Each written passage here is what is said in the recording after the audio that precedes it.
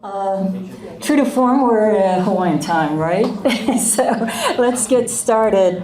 It's my pleasure to welcome you to our workshop. And the workshop is on bridging, as you see here, bridging community and evidence-based practices specifically focused on Native Hawaiians, Asian Americans, and Pacific Islanders. My name is Velma Kameoka. I'm Professor Emerita in the Department of Psychology. So there's people from psychology who may not know me, but I am Professor Emerita of Psychology and the former Vice Chancellor for Research at UH Manoa. I'm going to be co-moderating the workshop today, along with Professor Jack Barile from the Department of Psychology, and also he's the current director of the Social Science Research Institute at Manoa. Jack. I think many of you know Jack, right? Yeah. Okay. He's a wonderful colleague, and we have been pulling together a fabulous agenda. You all should have received a folder, right? In the folder contains a description of the workshop, the goals and objectives, and today's agenda. Also, there's a description of the Lotus project. This workshop is sponsored by the Lotus project, which is a 5-year federally funded grant, and it's funded by the Substance Abuse and Mental Health Services Administration. So what I'd like to note also is that the College of Social Sciences, particularly Social Science Research Institute, is co-sponsoring this event, and we're very happy to collaborate with the Lotus project. Before we begin, I'd like to introduce you to Dr. Tooru Nemoto. He is the principal investigator of the Lotus project, as well as the project manager. Tooru?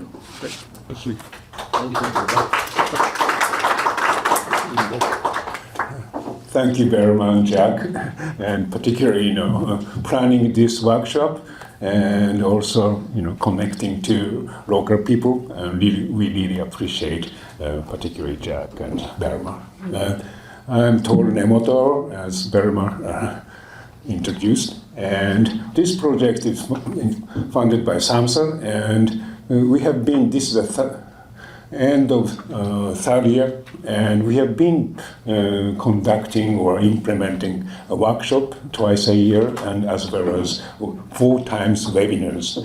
And we always, get in the videos and website, and please go to our website, and it's a Lotus Project website, and we are working at Public Health Institute, Oakland, California, and first workshop we addressed trauma-informed care and prevention for African refugees. Many African refugees live in Sacramento area in California. We worked with local service agencies. And second one we did in San Francisco, and particularly we addressed mental health issues due to exposure to violence and harassment of Asian hate, particularly in San Francisco. It's a very problematic and still going on. And we addressed mental health issues and working with RAMS, Richmond area multi-service agencies. And they are always working with us for this Lotus project. And most recent one, this year we did in a workshop in Atlanta. And we tried to work with local agencies, and particularly in Atlanta, many new Asian immigrants from India and Korea and China. Started living there, and we try to address mental health issues, kind of in general, and try to expand their services. And we try to get a networking among service providers, and we have been providing or doing webinars, like 3 series of webinars addressing intergenerational trauma, particularly among Asian families or Asian children and their family members. And that we have been doing. This one is special, particularly addressing Native Hawaiian and Pacific Islanders and mental health issues, as well as trauma-informed care and prevention. And as Velma introduced, we try to work on so-called evidence-based practices and community-based practices. Sometimes, difficult to collaborate researchers and community members. But we have a lot of, you guys have a lot of experience, and this is a place to exchange your ideas and your practices and to get a network. So that's a major purpose, and please enjoy this workshop. Thank you.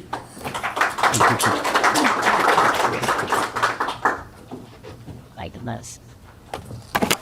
Sorry, spot.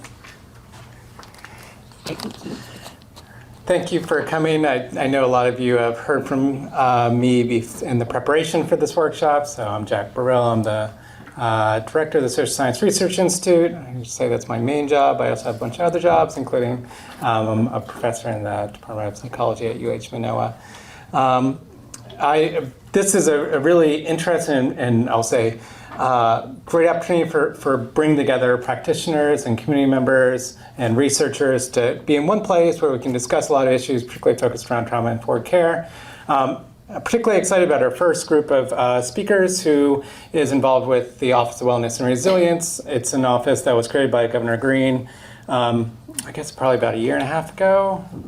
Right, January of 2023, and it's a group that actually I work personally very closely with. We have an ongoing collaboration that we've worked on, so they'll probably speak a little bit to that, but also there'll be some speakers later today that will speak to it. But their goal really is to bring a lot of this evidence-based practices around trauma-informed care and really bring it to the community in a community partnership. So. Without further ado, I will bring forward our speakers with the Office of Wellness and Resilience and community members for our first conversation around peer support and how it's integral to our approach of a trauma-informed care at the state of Hawaii. I'm very excited for you to hear directly from these 3 amazing women here that lead the work and hear directly from them about the work that they do in the community. Before I introduce them, I wanted to take a little bit of time to talk a bit more about what the state of Hawaii and Governor Green and our office has done for a trauma-informed approach.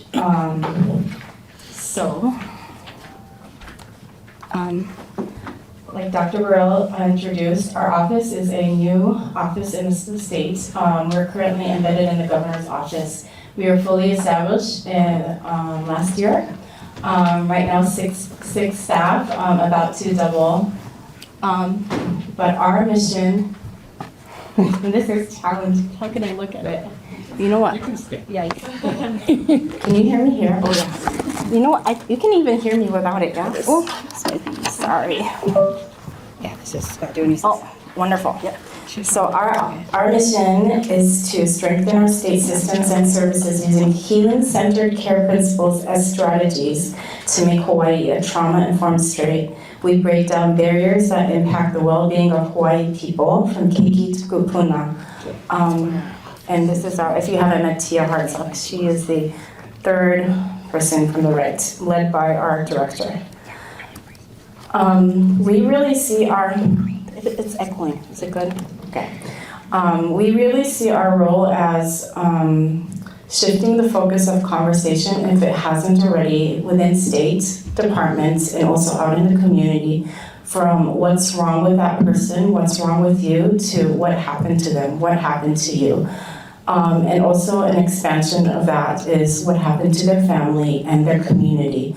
So by allowing this shift of focus on the conversation, instead of blame and pinning blame, we can allow we can recognize that trauma is widespread, right? And we can respond to it accordingly, and we can mitigate re-traumatization to that individual, to that organization, or to the community as a collective.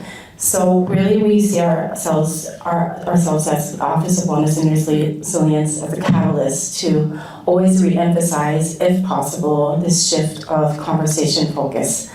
And I just want to expand on that and to their family and the community. This is where the peer support is going to hopefully talk about later, how we can support each other collectively, and also we can, by allowing this expansion of conversation, also recognize historical trauma, community trauma that has occurred in the communities, and accordingly recognize and respond to it.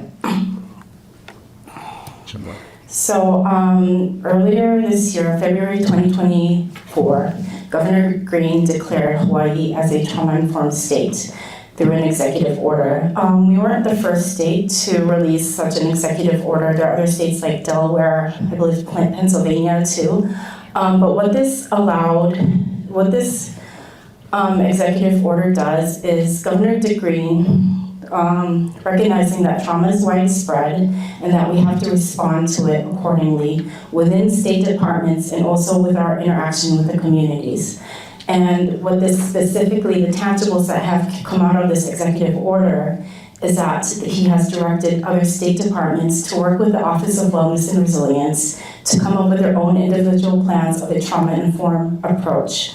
So we recognize that, for example, a trauma-informed approach in the Department of Correction and Rehabilitation might look very differently from the Department of Budget and Finance. But what we think is that trauma is existing within the state departments and also out in the community. So we have to approach the trauma within to really be the most trauma-informed in our interaction with our constituents and our communities too. So Office of Wellness and Resilience will be helping these state departments come up with their own individual plans of becoming trauma-informed with the hope that we can help strengthen their trauma-informed approach with the constituents that they're interacting with. So I'm sure everyone here knows about the 6 principles. So when we talk about our role in this trauma-informed approach in the states, we are really seeing ourselves as a catalyst to implement the trauma-informed care principles that exist. So a lot of other state departments have already led this work. For example, Department of Health, Department of Human Services, but we really see ourselves as the conductor, so an organized approach to these, meet state departments where they are, and also help further strengthen their approach. But one of this is, we really think that peer support is such an essential principle that would really hone in and be the glue of all the trauma-informed approaches. So without the peers, which you'll hear directly from, we cannot do the trauma-informed approach as vigorously. We really see them as a key to the key vehicle to becoming a trauma-informed state. So building trust, enhancing collaboration, and utilizing their stories and lived experience to promote recovery and healing. And just to peers, we refer to individuals with lived experience of trauma, or in the case of keiki, this might be family members of children who have experienced traumatic events and are key caregivers in their recovery. So we know that other state department, there are peer support programs that are not new to the state. In fact, there are numerous peer support programs out in the community. But what our office is trying to do when I refer to the implementation of peer support is to really, I like to say, infiltrate peers in all of the state systems. So currently we have the Department of Health Peer Support Program. So really expanding on the best practices of that and see other state departments really bring peers on. Those who have lived experience are as valuable as those with academic backgrounds or credentials. And how can we recognize that as a state and pay them for their values? So the onboarding, the credentialing, the certification, how can we do it in a trauma-informed way that really works for the peers and that is not just set by the administrators at the state? So that is one approach that we are trying to do with Act 88, which was a bill that just passed this past legislative session to create a working group. And this working group will be made out of several state departments, community partners, nonprofits, and also the peers themselves. So the thought is that we will create a framework that works for everybody, not just the state, but also for the peers that we are trying to onboard in the state and also the state contracts with out in the community. So in addition to what I just talked about, credentialing, certification, we're also talking about sustainable funding and also how can we best support peers, specifically trauma-informed supervision. What kind of, what do their colleagues need to know so that peers can do the unique and amazing work that they do for the healing journey of others in our state and out in the community. So this will be launching this September. Without further ado, at the end, I believe there's a Q&A, so if you have any questions and want to talk some more about what the state does, I'm happy to connect. But I would like at this time to introduce the three peers we have in front of us today. I'd like to start out with Asha. Asha is a mother of three from the Waianae Coast. She has successfully navigated the child welfare system and is a family drug court graduate. Asha now serves as a parent partner at Epic Ohana and Lili'uokalani Trust Kapili Ohana program, serving Native Hawaiian parents navigating child welfare. Asha has overcome drug addiction, alcoholism, crime, and sexual assault, and has a passion to use lived experience to encourage and support transformation in the families she works with. Asha is a member of the Birth Parent National Network, the Lived Experience Advisory Group through Family First Hawaii, and is a certified peer support specialist through the State of Hawaii Department of Health. Asha has made it her life's mission to cultivate hope in the communities that she serves. Next, we have Kailene in the middle. Kailene was born and raised in Waianae and Palolo, Oahu, and is a graduate of Sacred Hearts Academy.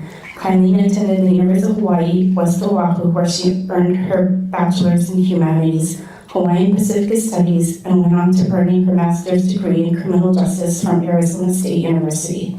Throughout the years, she has worked for various nonprofit and Native Hawaiian organizations, participated as a guest trainer and presenter for the University of Hawaii at Manoa on violence prevention issues in Pacific Islander youth migration and adaptation. She has, sorry, I'm out of breath here. They're just so amazing. She has served, she has worked with children, youth, and family prevention intervention services, and was a child welfare services case manager before joining the Epic Ohana Family Wrap Hawaii team in 2018. Kailene became the Epic Ohana Nakama Ahaloa manager at the end of 2023, which I hope she's going to be speaking to, where she's able to integrate her background in Native Hawaiian studies and social work to help lead community partners in collaborating to decrease the disproportionately of Native Hawaiian children and families in the child welfare system by putting Native Hawaiian values, practices, and pilina at the forefront of it all. Last, we have Kimmy. She serves as a forensic peer specialist coordinator at the Pua Foundation, where she supports women transitioning from prison by providing resources and personalized assistance for successful reintegration. With a compassionate approach, Kimmy meets clients where they are and helps them navigate their journeys. She is also pursuing a master's degree in criminal justice, which complements her work and enhances her understanding of the criminal justice system. Kimmy is dedicated to fostering positive change and empowering those she serves. At this time, I'd like to transition to have you hear more directly from them. Okay. So, Yes, ma'am. Is that me? yeah. It does. So I want, if you could start out the red button, yeah. Maybe and talk a little bit about the type of peer support that you provide, and introduce whatever else I didn't get to say, and then we'll move on. Okay. Yeah. Can this move? Yeah, yes, that is it. We can move. Okay. Oh, Can you hear us without it? I guess I don't know. Okay, sorry. Okay, how's that? Okay, there we go. Can I move? Okay, hello everyone, good morning. As she mentioned, I'm Asha. I'm a birth parent with experience of navigating the child welfare system and parent partner with Epic So part of the peer support that I have the privilege of doing is get to work alongside of families who are currently navigating the child welfare system. And that shows up in many fashions. So it could look like me meeting with parents who are currently homeless, struggling with drug addiction, who aren't yet engaged, and I'm just coming there as a moral support. It can start something as really simple as that, and then also with families who are highly engaged but need help with resources. So we have like this model that we call, it's called a scrap model, and it's not about fighting. If you speak pigeon, you would think, oh no, scrap. No, that's not what it is. But it's about system work, so it's an acronym.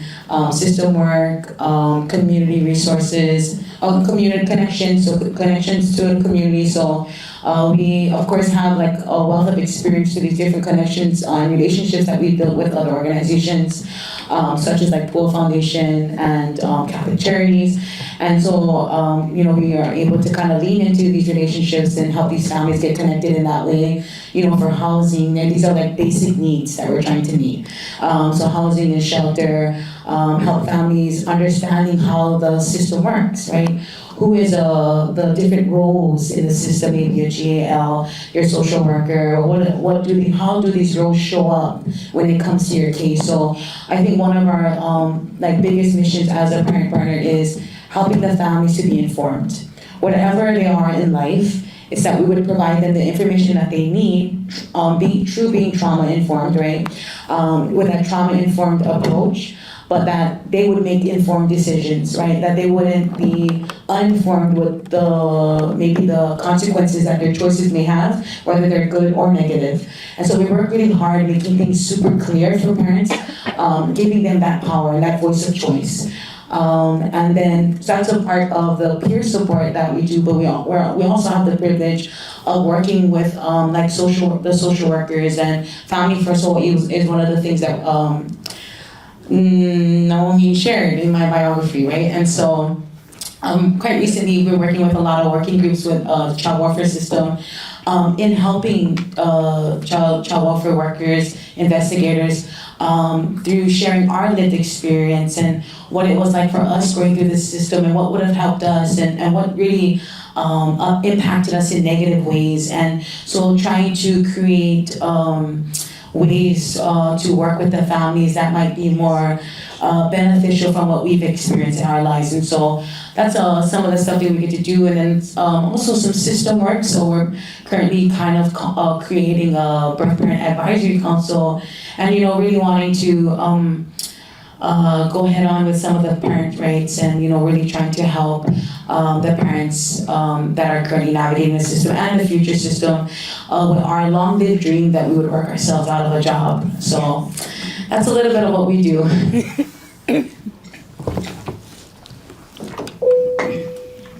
Same question. Aloha everyone, I'm Kailene. I apologize, I lost my voice for like the last 3 months. Just haven't been able to catch up because I like to talk all day. But my husband loves it because I can't yell at home. But I think for me, I'm a little bit different. So I love following Asha. I provide supports to the peer supports, the way kind of how I see it. So I am the manager of our Nakama Haloa network, which is a network of over 30 different programs, agencies, community, local, federal partners, and we are set to decrease the disproportionality of Native Hawaiian children and families in the child welfare system with the goal to do that by 2030. And so the way that we do that, and the only way we can do that, is to have our lived experts at the forefront of it all, is to have our families there, is to have our youth there, is to have our kupuna there, to understand what that looks like in a Hawaiian sense and frame. Because for Hawaiians, for Native Hawaiians, we are here to serve one another, right? There's no self-serving. And if I can provide that support to the person who's providing the supports to the other person who needs it, and vice versa, that's gonna come back, right, to us. So being able to provide those supports and to ensure that the peers that are in our communities are part of the communities. So how do we uplift them within the communities so the community is uplifted so they can care for our families and children so we don't need, right? So Asha said we work ourselves out of a job. We don't need to go to child welfare. That's the last of the last of the last. We go to our neighbor.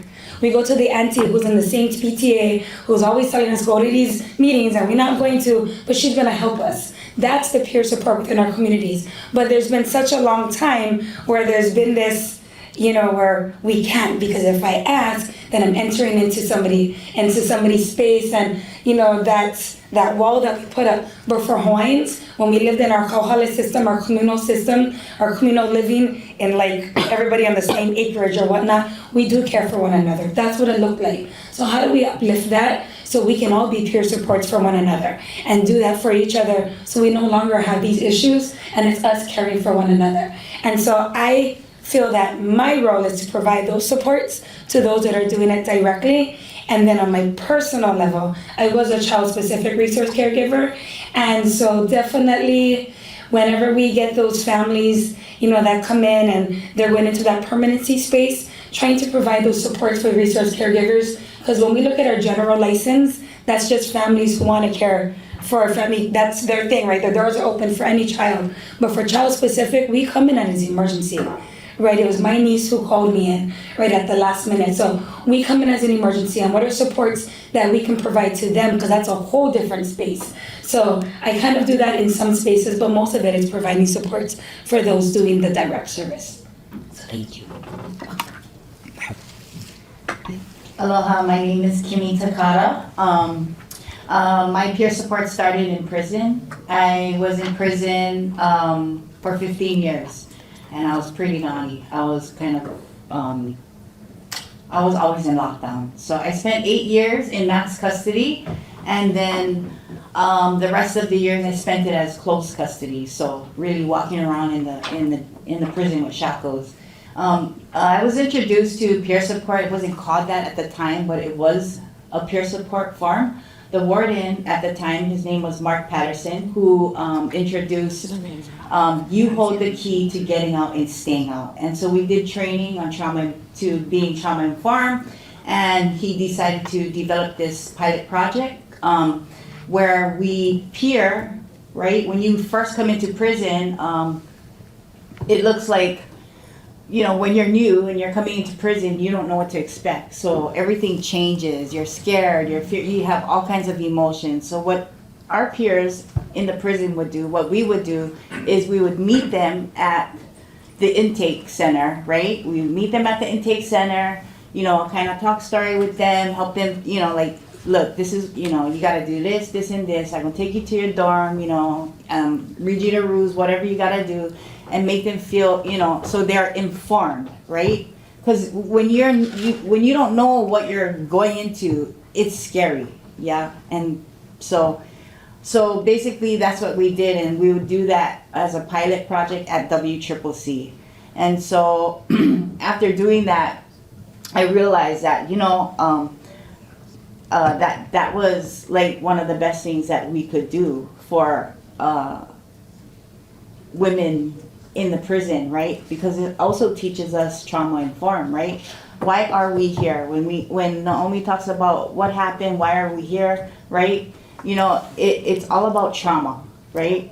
And really, I didn't really realize that I had trauma until I, learned about it. And I'm like, oh, okay, that's, I had to really look at myself. So I did 2 programs in WCCC, one Hinamaka and one was the Total Life Recovery Program, which really helped me look at myself, yeah, taking accountability for everything that I did, because I used to blame everything on my mom.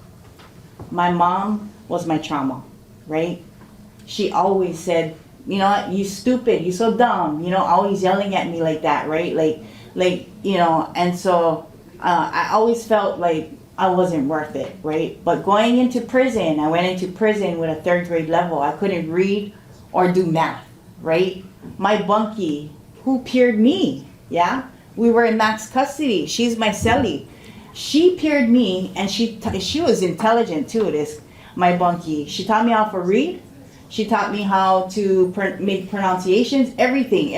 Everybody in the prison really enhanced my education, right? So then when we transferred to Kentucky prison, we went to the mainland because they transferred all the Hawaii women to the mainland, right?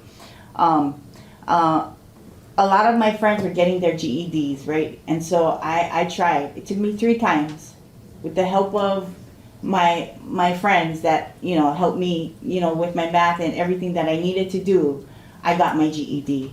And so Miss Tackett at the time, that was our teacher in Kentucky, she came special to my dorm and she said, Kimmy, you did it.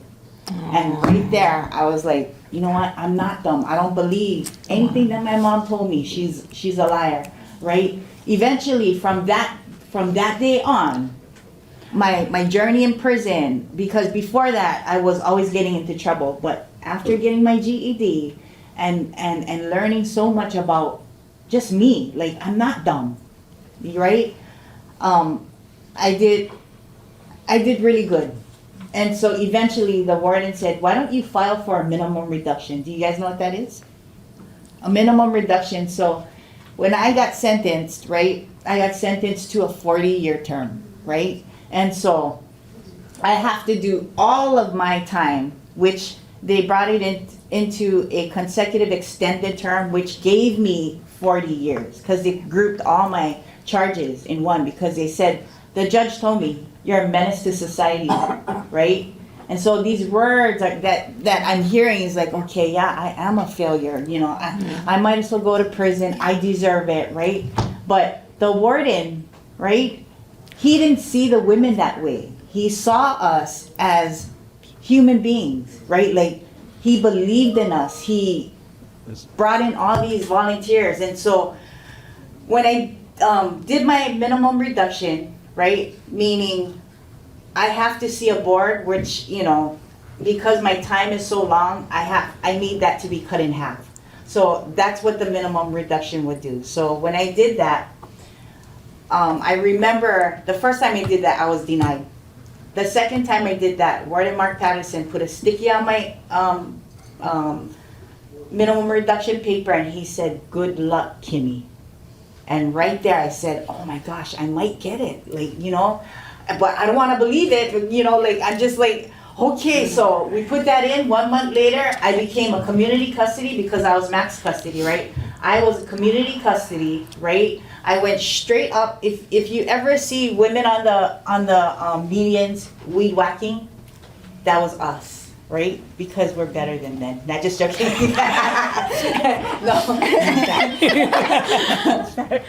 No, but so I made my way out of prison because the warden believed in us, right? And so when I came out of prison, my friends was like, why don't you go to school, Kimmy? College. I was like, no, I already got my GED. I don't know about that. You know, I'm not that smart, right? I thought it was super hard, but I ended up, my friend ended up helping me get into Kapiolani Community College. And then after that, I got a full ride scholarship with Chaminade University. I got my bachelor's in environmental science, and I majored in psychology. Today, I am in Chaminade University getting my master's today. And me telling my story and telling my story to a donor, he paid for my master's program.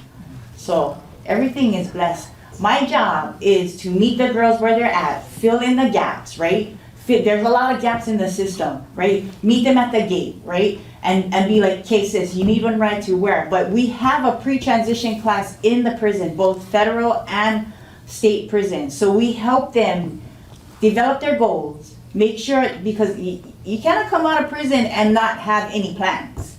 You're gonna fail. So we help them develop a plan where you're gonna go, secure housing, make sure all these resources are in place before they come out. And then we meet them at the gate. And so the organizations that we work with, we partner, we have a basket that we fill with, you know, things that the women may need, like pillows, blankets, hygiene, stuff like that. And they put that in the basket, so when the women come out, we hand that to them and say, these are from our partners.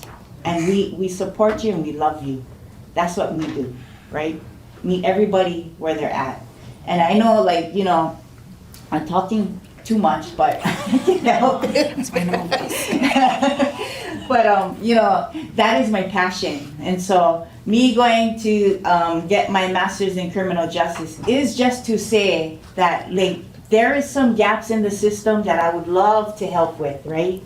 And I'm not trying to, I just want to help change the system a little bit, make it more trauma informed, yeah? So that, you know, people will be more trauma informed and be more helpful, right? Instead of like, okay, no, slam this girl, she gotta go 20 years, because giving me 40 years for my charges, I had 16 charges, right? None of them was heinous crimes, none of them was that, but yeah, at the time it was really, really bad, right? I just had like a lot of different charges, like fraud and burglary and all that kind of stuff, but you know, I think when a woman gets charged, I see that a lot of women come into prison and they have like 20 years, 5 years, some lucky, you know, if they got a minimum reduction of 5 years or whatever, but it's really high, right? And one quick story. I spoke to Department of Education last week. They had this Eli conference over there. My story was to just let them know that, you know, when your kids come to class, right? And they try one tantrum and they don't like read this, they don't like do that. That's unsigned. Because when I used to do that, I told them when I was doing that, I couldn't read. I would tell the teacher like this, why don't you tell them? Tell them read. I would throw the chairs, everything, so they understand where these kids are coming from, right? And so, for me, yeah, my part as being working for the Pua Foundation is just to give some education on, you know, women and men that are in prison, right? Because every single one of those women that I met are very good, very gifted, very smart. Obviously, look how smart I am. I love that. I learned from them, right? You know, so, but I love to talk to audience because I want you guys to understand, and I'm sure you do, that trauma plays a big part, and I'm just happy to be here. And okay, thank you. Sorry. That's why we asked.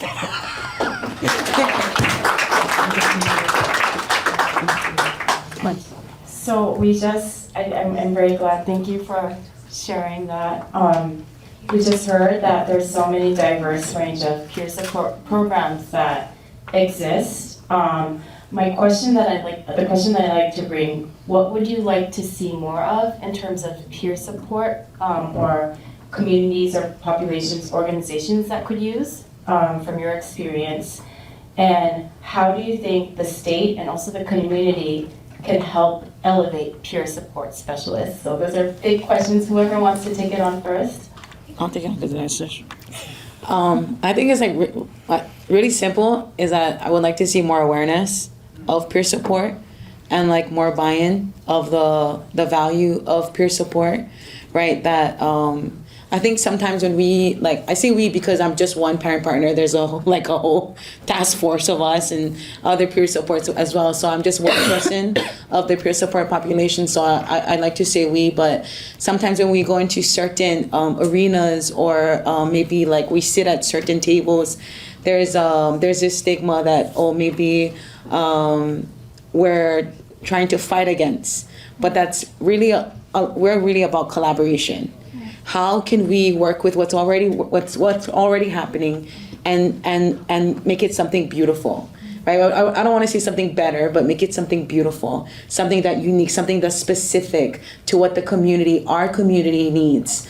And so I think when we have these opportunities to kind of like share about peer support, is really we're hoping for awareness of like peer support, right? Like word of mouth, like I'm gonna sit here today and share about what we do. And the hope is that you go and tell your colleague, you go and tell your executive director or your friend from another organization, right? So the hope is that the awareness of peer support is like more exposed, and then also just the buy-in, right? Understanding what peer support is, because I think that there's, because it's kind of like new, there's a lot of misunderstandings of what peer support is, but I think one of the key things for us is collaboration. Collaborating with the systems that are already in place, and making it, how do we make it more trauma informed? How do we add to what's already happening? And if there needs to be changes, then how do we do that? And so, and then also, I think that's all I have right now. Yeah, I'll let Kailene share. For me, I think it's culture.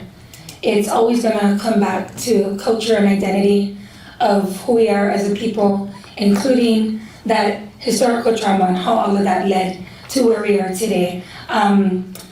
Growing up, my father was incarcerated, and when he wasn't, he was homeless and using substances.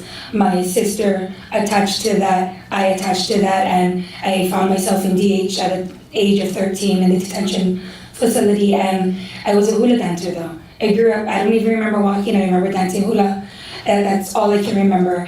And I was doing all these things that just to try to spend time with my family and be with my dad because he was doing it, right? And it's so much easier to put your drugs in a 13-year-old bag and have a 13-year-old take it than, have it for yourself. And I was always there for my dad. I was daddy's girl, right? Everywhere we went. And it wasn't until, but I was a fabulous hula dancer, and I loved dancing hula, and that was the way that I could express myself. And it wasn't until I was 15 in DH seeing myself going over to Ko'olau, and possibly women's is what the threat was. And I had a judge, Judge Uwale, who is married to a native Hawaiian, and he is of Samoan ancestry. And I sat in his courtroom in my little orange suit with my shackles, and he told me, "What kind of Hawaiian are you?" He said, "I want you to find out." And first I was threatened, right? What you mean, what kind of Hawaiian am I? Right? My last name is known everywhere. There's like Nihipalis on every island. And I had to go back, and I had to really understand on who I was as a person and as a Hawaiian and what that meant for me. And to me, and I never went after I got released. Judge Uwale released me, I went to Sacred Hearts. Is why I'm so proud of being at Sacred Hearts, because I'm the only one that had a probation officer and a judge at my graduation, right? But my sister didn't have that. And my sister followed my dad's footsteps. She was a part of the biggest drug bust in Hawaii history. My niece, her daughter, followed that. And I, through all of that, have the most amazing 3-year-old daughter that I got to adopt and have since birth, because my niece was still on the streets with my sister, drugs, homeless, not knowing who they are and who they could be. And it is my hope that one day that she will encounter one of these women, and that not only will they be there to be her support, but that culture will remind her of who she is and who we are in a people and who we are meant to be. Not who people want us to be, but who we are meant to be. And for me, if we can put culture at the forefront of everything, whatever that culture is, then we know who we are and how much more we can give back to our communities and who we're here to be. So that is what I would like. Okay, thanks. What was the question? No, I think bringing awareness, what these beautiful, lovely ladies just mentioned, right? Culture and awareness. I think those two are very important. So, one fast story, I promise. So, when we was in prison, we had a creative writing teacher. Her name was Pat Clough, okay? So she taught us how to write our stories through poem form. So Warden at the time, he said, "Hey, you know what? Maybe we should share this to schools, right?" And when he developed this creative writing class with Miss Clough, he said, "Okay, first school we're going to is La Pietra." And I was like, "La Pietra? You're kidding me? The tell me story? Yeah. Oh my goodness." But see, the things that I don't know, yeah, I'm thinking, they're rich, they get everything they need, that kind. But that's not true. But as we told our stories, now in our prison uniform, we got to go out and tell our stories in our prison uniform. As we was telling our stories, I saw a whole bunch of kids crying, and in my mind I was thinking, oh my gosh. That really made me realize that, really, there's no perfect family. You know what I'm saying? There is no perfect family. And so, as we were talking about our stories, we help bring awareness, yeah, to the prison. Because Warden was saying, you know, the gift that the prison has, it's the gift of attraction, right? People want to know how they can help. Like, I don't understand. Like, you know, I'm this person that, like, I believe you should go to prison. Or, you know, we're dealing with a lot of people that doesn't understand about prison. But when we tell our stories, they're like, oh my gosh, now I understand why you're there. I want to help. That's the gift of attraction, right? And so through bringing awareness, we had he had volunteers from everywhere wanting to come in and make a lo'i, build aquaponics, all these things to volunteer to help make our stay in prison a little better, right? So with that being said, we learned about our Hawaiian culture, right? Which I didn't know much about, right? Yep. And I gotta say, Kailene, that's true, right? Really digging to the roots of my own culture and learning about my Hawaiian culture, really, I learned so much that the Queen Liliuokalani, became my compass, right? How can she do that? Like, you know, in her prayer, I read is that she forgave the people that betrayed her, right? And in my mind, I was like, how could you do that? But I want to be more like her. And so, you know, learning about culture and learning about myself, my identity, who I am and where I came from, right? And quick story, right, for real. I was adopted at 8 months old. My mom, my biological mom, was on drugs, right? She gave birth to me in the Kola girls' homes. And so that's where,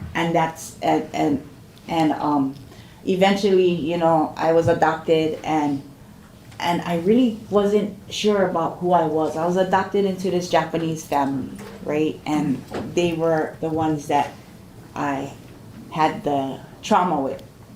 And so, you know, I really did not have any identity, but learning about my Hawaiian culture, learning about and looking for my biological mom, finally, when I went to school, because they needed to know that I was Hawaiian, I found all of that.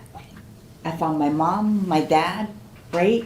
Who I came from, right? But my mom passed away early, but, you know, just learning about them and them opening their house to me and opening up their arms, you know, like all of that went into my identity. And I tell you right now, building my identity and knowing who you are is so important, right? Because I'm not this person on the street.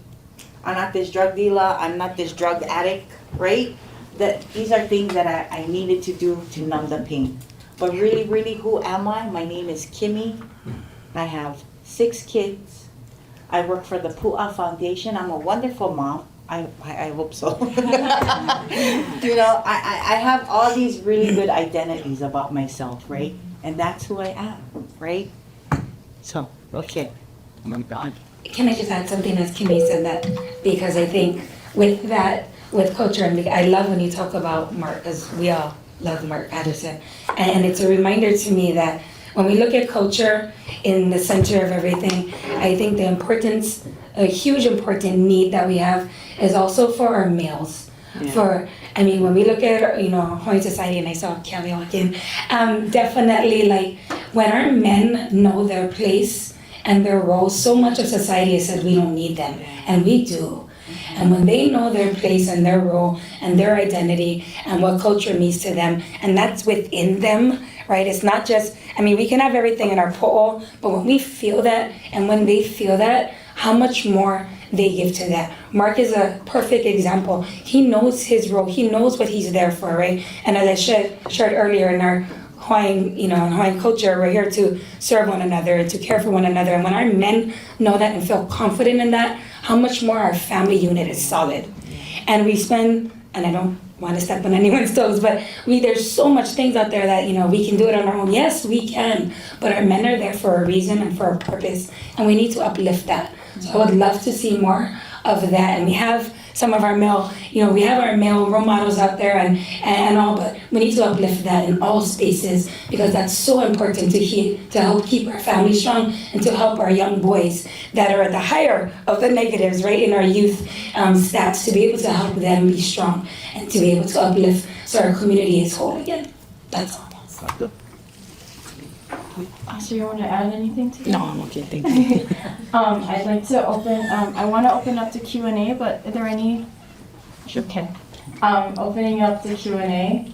Anyone have any questions or comments or thoughts that they want to share during the discussion that we just had? We welcome. Can I just say, you guys can ask me anything you like.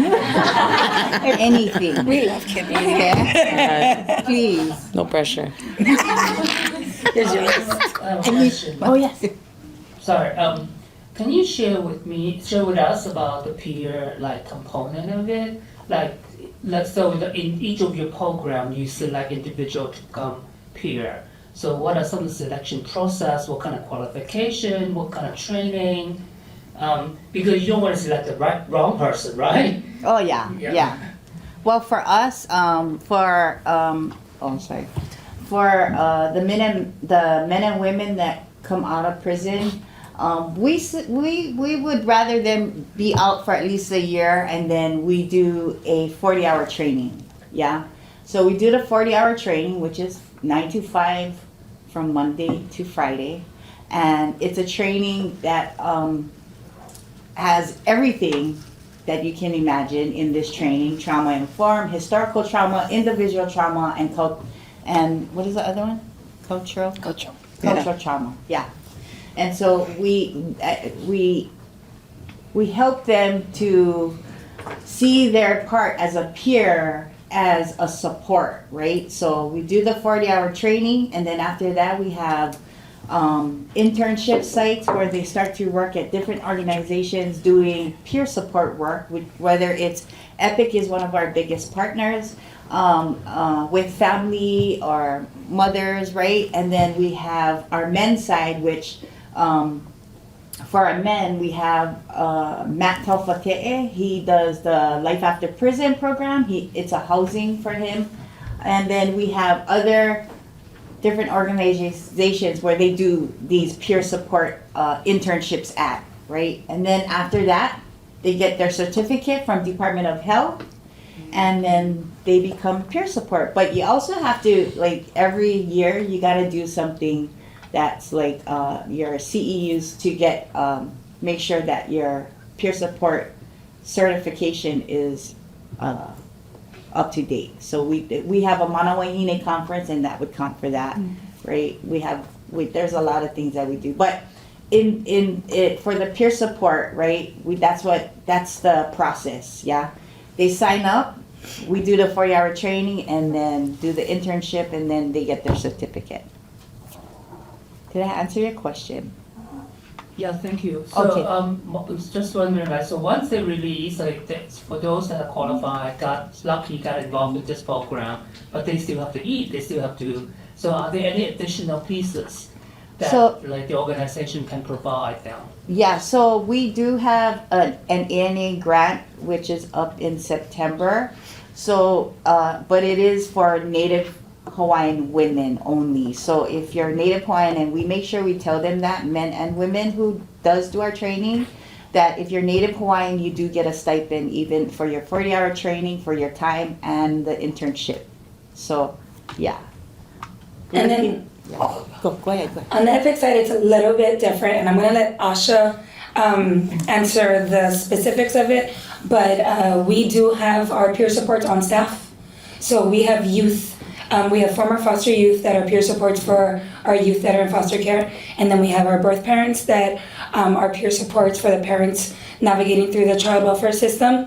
And I wanted to go before her because Asha is always more humble on it. But I know they do a lot of the direct service, but they're in over 40 plus working groups with child welfare. So they are everywhere. When we talk about policy change, literally over 40 that they are involved in all levels. So now she can talk about that.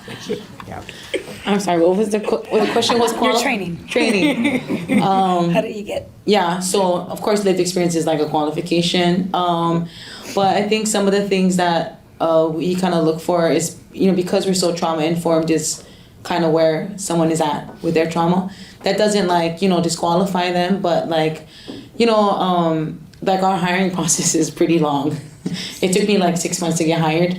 And I've seen that, like I was like the third parent partner I think that got hired. We have like 8 of us now.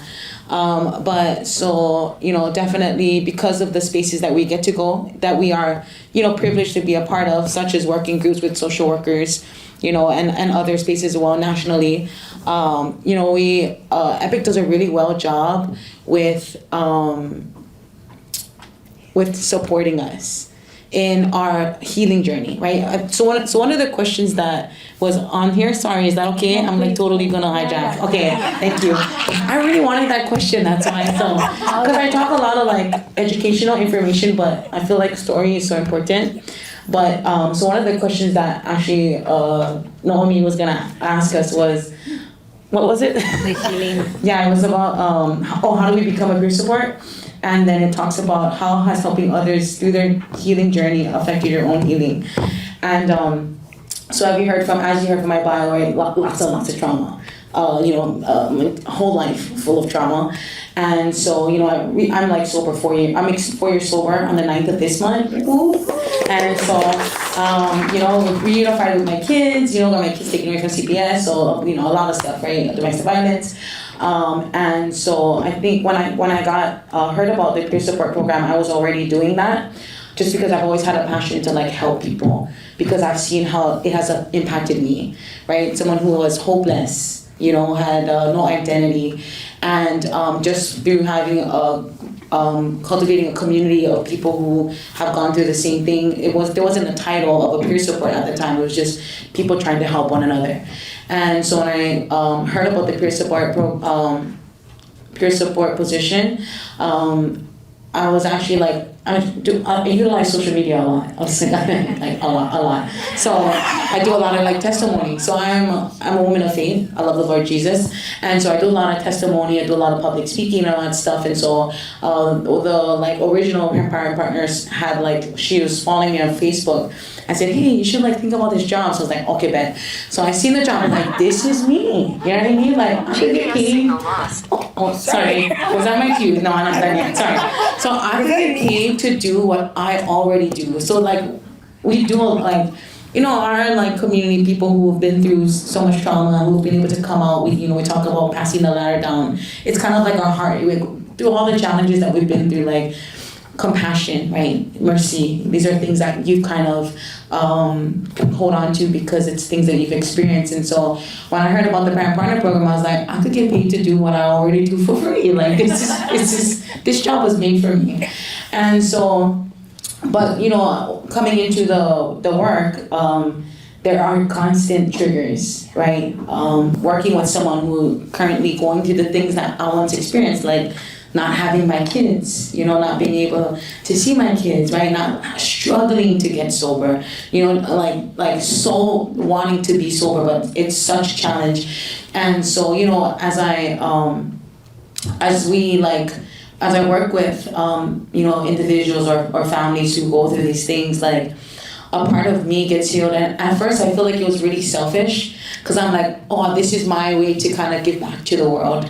And now I feel like where I'm at in this work, it's like, man, the potential that this person has could really be like, could change the trajectory of life for other people. Like if this one person like changes her life, goes to school and helps 100 other people, this could change the destiny of so many other people, right? And it could change generations to come. If I'm a mother, right? And the way that I taught my children before when I was, not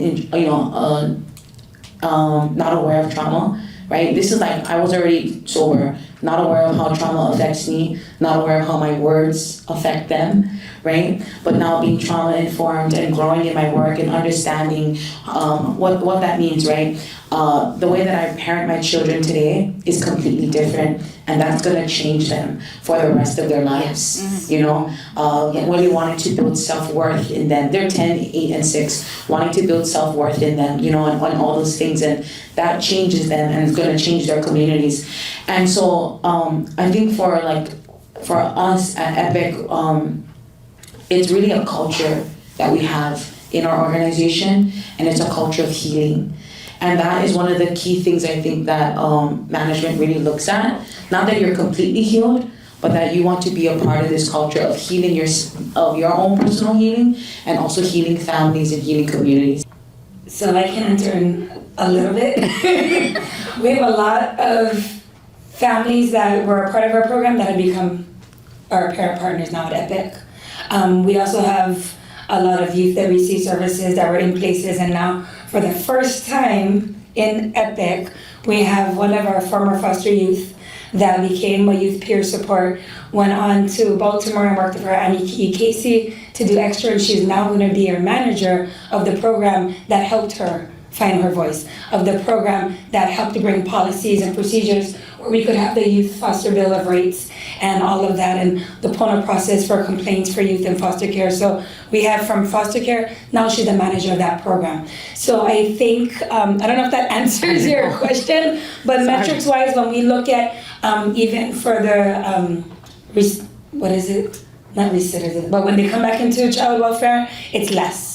For those that have, so we are still working on metrics and data to actually quantify that, but for the ones that we have all worked with, you know, Asha and I had one that, you know, had some concerns and then came back, but now kids are home, right? So we have a lot less of those families that we are working with at EPIC that have had peer supports coming back into the system. Because one of the things with our Family Wrap Hawai'i program is getting them in that community, right? When I talk about on our Nakama Ahalua side is uplifting community, our WRAP program has a navigator that works with our parent partner peer support that helps them get those resources, right? That helps settle our families within the community. A Waianae family should not be doing services in Waimanalo and vice versa, right? In your community, because our communities are different. If our children are from Waianae, how can we get our families within Waianae caring for the children within there? And when we do that, we don't see them come back. But it's the peer supports that help guide that and help lead that. So that's how I'm gonna answer that question, but we're not seeing those same families coming back in. I guess I'm just asking selfishly because I'm hoping that you do have this delivery of a pipeline of well-trained, people to help support community engagement, opportunities in Hawaii. And I don't know how many community engagement opportunities there are, how many jobs there are in that field, but I need some. And we do work with a couple of groups and stuff, so I can get you some stuff, because especially with the working group coming up and all these things that we're doing, there is a lot. We have a report on, one of the questions was like, what do our peer supports need? I always believe that they need compensation and resources. I mean, because there are times, as Asha was sharing, right? Like Asha and Kimmy, I know they work 8 to 4, whatever. But if a parent or a mom calls at 2 a.m., they're gonna go. They're not writing that on their timesheet, but now they gotta get a babysitter. Now they have to find all these spaces and things to do. But they're doing it because they know somebody did it for them. So when we talk about what do they need their cups filled as well. They need to be able to have those supports. And so we're working with a lot of different spaces in my area and trying to find what that looks like, so there can be that process. I'll just add also what we are hoping at the state, it indirectly answers your question, is even like from a starting point of a job description and the accessibility of a job really has to be broken down a lot of times, because when you look at it, it's meant for a certain population, right? It's meant for those with degrees. It's meant for those that know how to work the system. And if you're really trying to engage and onboard those that are already organically doing community engagement at the community level, sometimes they don't know how to access that system. So at our office too, what we're hoping that the working group will take on is really, as a state, as this huge organization, I think it's sometimes not always the best case example of how we onboard community folks into our organizations and really help break that down. And it's a mindset shift, and it's also a policy shift. It's the nitty-gritty that needs to take place if we are truly going to ask the help and the specialty and the brains of lived experience folks in our system. So I just wanted to add that.